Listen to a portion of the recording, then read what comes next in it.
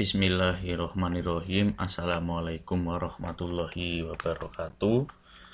Selamat pagi anak-anakku semuanya. Apa kabarnya?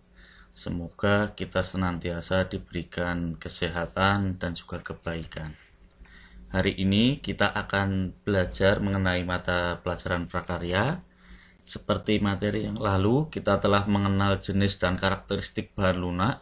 Hari ini kita akan belajar mengenai teknik pengolahan bahan lunak. Teknik pengolahan bahan lunak.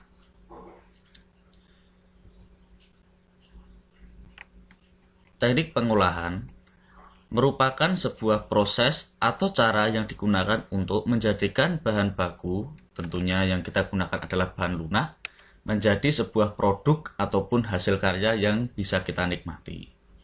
Nah, teknik pengolahan dari tiap jenis dan bahan tentu berbeda-beda, tergantung dari sifat dan karakteristik, serta akan dibuat menjadi seperti apa bahan tersebut. Jadi, ditentukan oleh sifat, karakteristik, dan tujuan pembuatannya.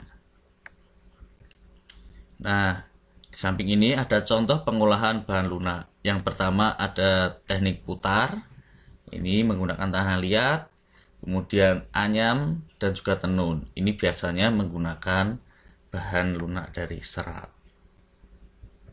Nah, untuk teknik yang pertama sendiri adalah teknik membentuk.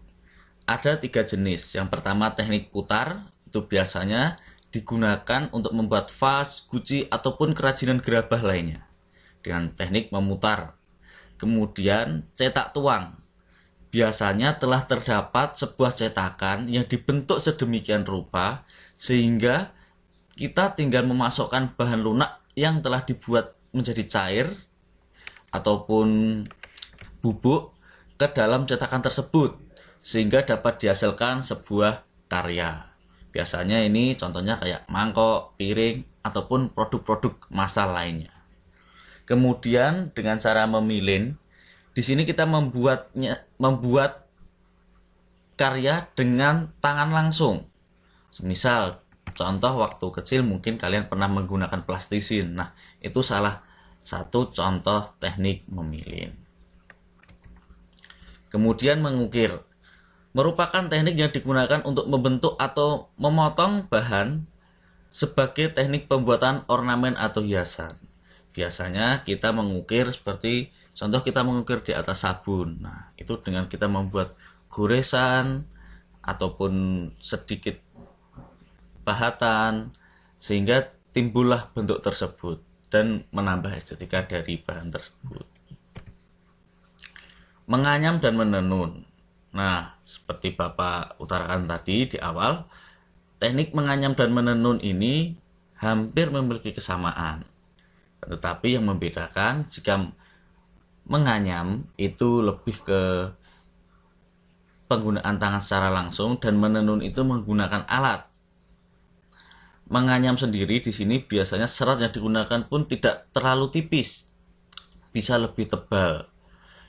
Sedangkan menenun itu yang digunakan adalah serat halus dan biasanya berupa benang.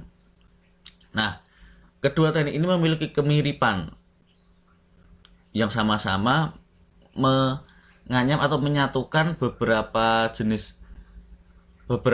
lembar bahan yang digunakan untuk membuat karya menjadi satu. Kemudian yang lebih ditekankan lagi, jika teknik menganyam itu bisa dibuat menjadi 3 dimensi. Misal contoh, kita pernah melihat tas dari anyaman pandan. Sedangkan teknik tenun ini biasanya digunakan untuk dua dimensi. Tetapi tidak menutup kemungkinan juga bisa dibentuk menjadi 3 dimensi.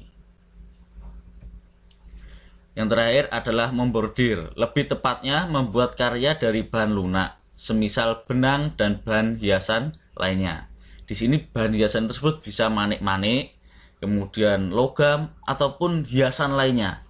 Yang tujuannya adalah untuk merekatkan atau menempelkan di atas kain yang menggunakan media benang dan digunakan untuk menambah keindahan.